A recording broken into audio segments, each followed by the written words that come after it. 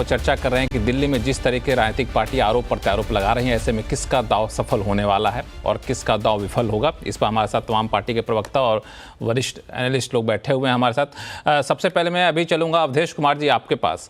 जिस तरीके के 2100 रुपये का वादा आम आदमी पार्टी की तरफ से, 2500 रुपये का वादा कांग्रेस की तरफ से, रमेश बिधूड़ी जी का बयान, भाजपा का खंडन, ऐसे में दिल्ली में महिला वोटर का रुख क्या रह सकता है? महिला वोटर को लुभाने में कौन ज़्यादा कामयाब होंगे? ये सवाल इसलिए ज़्यादा है कि दिल्ली में महिलाओं की साक्षरता दर 80% से ज़्यादा है और दिल्ली में महिला वोटर, जो मैं अभी डेटा जो लेटेस्ट देख रहा था चुनाव आयोग के, 83 लाख हैं पुरुष, तो महिला वोटर जो है 71 लाख महिला वोटर, 71,73,000 करीब 72 लाख के आसपास मान के चले, तो काफ़ी महत्वपूर्ण भूमिका निभाते हैं ये लोग। नहीं, 2019 के लोकसभा चुनाव से देखा गया है, 2014 में भी, कि महिलाएं पहले की तुलना में ज़्यादा संख्या में निकलकर वोट कर रही हैं जगह जगह। बिल्कुल। और जो झारखंड के चुनाव परिणाम आए, उसमें महाराष्ट्र के आए, उसमें माना गया है कि महिलाओं के सम्मान की जो योजना घोषित की गई, उनकी झारखंड में तो बहुत ही बड़ी भूमिका थी। महाराष्ट्र में यद्यपि हिंदुत्व और उसकी बड़ी भूमिका थी, लेकिन इसकी भी भूमिका थी। तो अब लालच है, अब किसी के खाते में 2100 का वायदा होगा तो जाएगा। कांग्रेस का वायदा काम करता, लेकिन कांग्रेस का चूंकि उसने अपने ऐसी स्थिति में पहुंचा दिया है, जैसे नायक फिल्म में एक दिन के लिए अनिल कपूर को मुख्यमंत्री बना देते हैं और उसके बाद जो है अमरीश पुरी पूरी तरह सत्ता से गायब हो जाते हैं। वही कांग्रेस ने एक नायक को 49 दिन का समर्थन दिया और स्वयं विलुप्त हो गई है, तो उसकी वापसी जरा कठिन है। पहली बार जो है वो ताकत से लड़ने की कोशिश कर रहे हैं, क्या होगा कहना कठिन है। लेकिन पहले फैक्चुअल सिचुएशन देखिए। पंजाब में आम आदमी पार्टी ने 2022 में महिलाओं के सम्मान के नाम पर 1000 की राशि घोषित की। 23 बीत 22, 23-24 बीत गया, 25 तक उसको लागू नहीं किया है, क्योंकि राज्य की वित्त जो है, राज्य का जो फाइनेंशियल सिचुएशन है, इसकी अनुमति नहीं देता है। जहां तक कांग्रेस का बात है, तो हिमाचल प्रदेश में वायदों का क्या हुआ है हमारे सामने है। कर्नाटक में तो कांग्रेस के अध्यक्ष बैठ के कह रहे थे भाई ऐसे वायदे मत करिए, तो कांग्रेस दावा जो भी करे, जिन लोगों ने वायदे किए हैं, स्टेट का फाइनेंस उस सिचुएशन में नहीं है। दिल्ली का बजट 76,000 करोड़ रुपए का है, 58,000 करोड़ का राजस्व है। तो लंबे समय, मतलब दिल्ली अब मतलब घाटे में चल रहा है, राजस्व घाटे में दिल्ली जैसा भयानक परिस्थिति है। इसमें आप कहां से देंगे, कैसे देंगे? फिर भी अरविंद केजरीवाल की जो राजनीति है, उनका उत्तर देना अभी तक भाजपा के लिए दिल्ली में हमेशा कठिन रहा है। अभी तक एक नेता ऐसे नहीं खड़ा हुए, पहली बार प्रवेश वर्मा को लाए हैं, जो उनकी राजनीति का, उनके तौर तरीकों का खंडन करते हुए उनको कमजोर कर सके। तो इसलिए इतना आसान नहीं है। जहां तक महिलाओं का सवाल है, देखिए, बयानों के आधार पर कभी महिला किसी के पक्ष और विपक्ष में जाए, ऐसा हमारे देश में बहुत रेयर हुआ है। रमेश बिधूड़ी ने वैसे आतिशी जी के बारे में जो बोला, यहां तक तो मुझे कोई दिक्कत नहीं थी कि मार्लिना से वो सिंह बन गए। उसके बाद जो बोला वो घोर आपत्तिजनक है। वो किसी के बारे में, महिला हो या पुरुष हो, उस प्रकार की भाषा का प्रयोग नहीं होना चाहिए था। लेकिन ये तो सच है कि उनका नाम मार्क्स लेनिन के नाम पर था, लेकिन बाद में उन्होंने अपना नाम चुनाव के लिए सिंह किया है। ये तो फैक्ट है, इसमें तो कहीं कोई दो मत है नहीं। लेकिन उसको उस रूप में शर्मनाक तरीके से व्याख्यायित करना, ये मतलब कलेजे, मतलब दिल हिल जाता है कि हमारी राजनीति किस स्तर पर जाएगी। लेकिन इससे कोई राजनीति प्रभावित होगी, मैं नहीं मानता हूं। इस समय अरविंद केजरीवाल जी की सरकार है, उनकी एक मिनट अभय जी के पास चाहता हूं। आपने बहुत महत्वपूर्ण बात कही है, हालांकि इस पे बहुत लोग सहमत नहीं भी हो सकते। अभय दुबे जी, रमेश बिधूड़ी जी जैसे बयान दिए हैं, वैसे बयान से महिला वोटर प्रभावित होंगी और उनसे बिछड़ जाएंगी भाजपा से, ये कहना सही नहीं होगा। इस बात से आप सहमत हैं? देखिए, रमेश बिधूड़ी की बात से भारतीय जनता पार्टी को फायदा तो हो नहीं सकता है। यहाँ पे बैठा हुआ कोई भी व्यक्ति नहीं मानेगा फायदा। अगर कुछ होगा तो नुकसान ही होगा। अब हम लोग उस नुकसान को नाप नहीं सकते हैं यहाँ बैठ के। वो नुकसान 0.1% होगा कि 5% होगा, हम लोग उसको नहीं नाप सकते हैं। लेकिन रमेश बिधूड़ी ने किया तो अपनी पार्टी का नुकसान ही है, नंबर एक बात।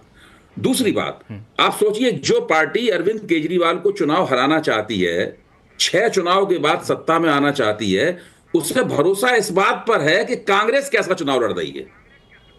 उसे आपत्ति इस बात पे है कि कांग्रेस ने पिछले 2 चुनाव ठीक से नहीं लड़े, इसलिए हम हार गए, इसलिए एक तरफा हो गया चुनाव। अब कांग्रेस अगर बढ़िया चुनाव लड़ेगी तो भाजपा को फायदा होगा, तो भाजपा जीत सकती है। ये जो पूरी तर्क योजना है ये बताती है कि भारतीय जनता पार्टी इस चुनावी लड़ाई में खुद को कहां खड़ा हुआ पाती है। कांग्रेस पर भरोसा है भाजपा को जीतने का। अभी अवधेश जी ने पूरा तर्क दिया था ना शुरू में, सब यही था कि कांग्रेस 2 चुनाव ठीक से लड़ी नहीं, इसके बाद बढ़िया लड़ रही है चुनाव, तो भारतीय जनता पार्टी की जीतने की उम्मीद है।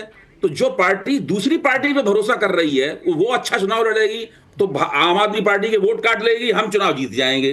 तो आप इससे समझ सकते हैं कि दिल्ली में दरअसल चुनावी लड़ाई किस मुकाम पर है और उसका ग्राफ क्या है, कौन पार्टी आगे और खराब है। मुझे ज्यादा कुछ कहने की जरूरत नहीं है इसमें। ठीक है विजय जी, आपके पास आऊंगा। अवधेश जी कुछ जवाब देना चाहते हैं? बस एक लाइन मुझे कहना है, मैंने केवल इतना कहा है कि कांग्रेस ने भारतीय जनता पार्टी को हराने के लिए अपनी बलि चढ़ा दी। आज वो लड़ रही है लेकिन उसका जनाधार इतना ज्यादा नहीं है कि बहुत बेहतर परफॉर्म कर गए। मैंने उसमें भाजपा की जीत हार की कोई बात की नहीं है। मैंने इतना जरूर कहा था कि 2020 में कांग्रेस ठीक से लड़ती तो निश्चित रूप से ये परिणाम जो आए हैं वो नहीं आता। ये बिल्कुल फैक्चुअल सिचुएशन मैंने कहा है। अब बीजेपी, ये तो बात सही है कि 3 पार्टी लड़ेगी। अगर कांग्रेस जितना भी वोट काटेगी, मुस्लिम वोट अगर काटती है 11-12% में कुछ भी, तो किसकी क्षति होगी? वो तो आम आदमी पार्टी की क्षति होगी, स्वाभाविक सी स्थिति है। लेकिन अगर संदीप दीक्षित, आम आदमी पार्टी नहीं, संदीप दीक्षित अगर वहां वोट काटेंगे तो किसका वोट काटेंगे? कि हम हिंदू विरोधी पार्टी नहीं है। आम आदमी पार्टी भी इस छवि में लगी हुई है कि हिंदू विरोधी पार्टी नहीं है। बिल्कुल बिल्कुल बिल्कुल, 100%। ये कहना कि सिर्फ तो ये जो आप कह रहे हैं कि सिर्फ काटेंगे वोट, तो कांग्रेस के वोट काटने को तो भाजपा के वोट काट सकते हैं यहाँ पे। नहीं, लेकिन आम आदमी पार्टी मुस्लिम विरोधी नहीं बात कर रही है। मुस्लिम विरोधी अपनी छवि भी नहीं बना रही है, हिंदुत्व समर्थक बना रही है, लेकिन अपनी मुस्लिम विरोधी छवि नहीं बना रही है। के पास जाऊंगा मैं। विजय शर्मा जी, अब छोटी छोटी बात रखें क्योंकि समय थोड़ा सा कम बच रहा है, कि जो अभी बात निकल कर सामने आई कि कांग्रेस कितना मजबूती से लड़ती है, भाजपा के लिए फायदा उस पर निर्भर करता है। देखिए, ये इसमें तो मैं क्या टिप्पणी करूं, ये तो कांग्रेस का अपना अंदरूनी मामला, कैसे लड़ती है। हम तो अपने मजबूती के साथ लड़ते हैं, चाहे छोटा इलेक्शन हो या बड़ा हो। लेकिन एक मैं छोटा आईना दिखाता हूं आम आदमी पार्टी को। ये बात देने की करते हैं 2100 रुपए की, इनकी केंद्र के ऊपर निर्भरता 3 गुना बढ़ गई है। पहले पिछले साल इन्होंने 6000 करोड़ लिया था लोन, अब इन्होंने 10,000 करोड़ का अप्लाई किया है। जो इनका रिवेन्यू था, जो रिवेन्यू जनरेट होता था, राजस्व जनरेट होता था 5.4 जब इन्होंने सत्ता संभाली थी, आज इनका 3.9 रह गया है, जबकि अन्य प्रदेशों में 6% के आसपास। लेकिन ये सब ठीक है। विजय शर्मा जी, एक आखिरी कमेंट आपसे ले लूं, फिर मैं आम आदमी पार्टी के पास जाऊंगा। इन सब की बात तो ठीक है, लेकिन ये वोटर लिस्ट में जो हेरफेर हो रहा है, जो आम आदमी पार्टी आरोप लगा रही है, वो भी तो बड़ा गंभीर है। देखिए लक्ष्मण जी, वो तो दूध का दूध पानी का पानी हो गया। केजरीवाल जी और दिल्ली की चीफ मिनिस्टर झूठ बोल रही थी टीवी के ऊपर कि देखिए चंद्रा नाम की जो महिला थी केरावल नगर में, उसने खुद आके बोल दिया कि मेरी वोट आज तक नहीं कटी। तो ये तो कटने जा रही है। मतलब ये झूठ के आरोप लगाओ भाग जाओ, आरोप लगाओ भाग जाओ। एक लाए संजय सिंह की 2-2 वोटें पकड़ी गई। आपने देखा होगा सुल्तानपुर में जो नगर पालिका इलेक्शन था उसकी वोटर लिस्ट में भी नाम था, और यहाँ भी दिल्ली में भी उनका नाम था। तो ये तो फर्जीवाल है, फर्जीवाड़ा ये करते हैं। अभिषेक तिवारी, आखिर वोटर लिस्ट के गड़बड़ झाले का आरोप उठा करके आप लोग क्या मकसद हासिल करना चाहते हैं? नहीं, ये मकसद क्या? 2 प्रश्न अभिषेक तिवारी, अभिषेक तिवारी, हाँ अभिषेक तिवारी आप बोलिए। देखिए एक मिनट विजय जी एक मिनट रुक जाइए, अभिषेक तिवारी जवाब दे रहे हैं। हाँ अभिषेक तिवारी। हाँ लक्ष्मण जी, 2 प्रश्नों का मैं जवाब दूंगा। नंबर 1 की अभी बात हो रही थी घाटे की। हिंदुस्तान के अंदर इकलौती ऐसी राज्य दिल्ली सरकार है जो इतने जन सुविधाएं देने के बाद, जन कल्याणकारी योजना करने के बाद भी मुनाफे में है। भारतीय जनता पार्टी जो कोई जन कल्याण योजनाएं नहीं देती, चाहे गुजरात हो, चाहे महाराष्ट्र हो, चाहे मध्य प्रदेश हो, चाहे वो छत्तीसगढ़ हो, वो घाटे में है। गुजरात 7 लाख करोड़ घाटे में, महाराष्ट्र 5 लाख करोड़ घाटे में, मध्य प्रदेश 4.5 लाख करोड़ के घाटे में, छत्तीसगढ़ 3.5 लाख करोड़ के घाटे में। तो भारतीय जनता पार्टी कुछ भी कर ले, हम डंके की चोट पे कह रहे हैं कि दिल्ली की जनता से जो भी वादा अरविंद केजरीवाल जी ने पूरा किया, वो जो वादा किया वो पूरा किया, और आगे दूसरा सवाल का वादा किया, एक वादा पूरा करेंगे, दूसरे सवाल का जवाब। गारंटी है। नंबर 2, भारतीय जनता पार्टी हार की डर से इतना ज्यादा बौखला गई है कि अब वो वोटों की चोरी करे। इनका अतीत बताता है है कि ये वोटों की चोरी करते हैं, लोकतंत्र को नाक पे रख करके पूरी तरीके से हत्या करके चुनाव जीतना चाहते हैं। छत्तीसगढ़, चंडीगढ़ में आपने देखा किस तरीके फोटो चोरी कर रहे थे। ये भारतीय जनता पार्टी का विशाल भारद्वाज है, मैं डेटा लेकर के आया हूं। ये विशाल भारद्वाज लगभग 11,000 वोटों को डिलीट करने का आवेदन देता है। नई दिल्ली विधानसभा में जब समरी रिवीजन हो गया, चुनाव आयोग घर घर जाकर के जांच कर लिया, लगभग 1,08,972 वोट थे। अब भारतीय जनता पार्टी वहां पे 84 लोगों से आवेदन कराती है लगभग 5,000 वोट काटने के लिए और 10,000 वोट जोड़ने के लिए। मोटा मोटा 15% वोटों का हेरा फेरी कर रही है। इनको पता नहीं है कि यहां पे अरविंद केजरीवाल जी हैं, जो पैतरे लगाना हो लगा लीजिए, आपका कोई पैतरे यहां पे काम करने वाला नहीं है। दिल्ली की जनता पूरी तरीके से मन बना चुके हैं अरविंद केजरीवाल। शो का समय खत्म हो रहा है। भारतीय जनता पार्टी शिवम भगत 15 सेकंड। शिवम भगत 15 सेकंड। शिवम भगत 15 सेकंड। देखिए, तो सफेद झूठ बोल रहे हैं। नवंबर के महीने में फिर एक और रिपोर्ट थी, और वो गवर्नमेंट की ऑफिशियल रिपोर्ट थी कि 6,560 करोड़ का रेवेन्यू डेफिसिट हुआ है दिल्ली गवर्नमेंट का।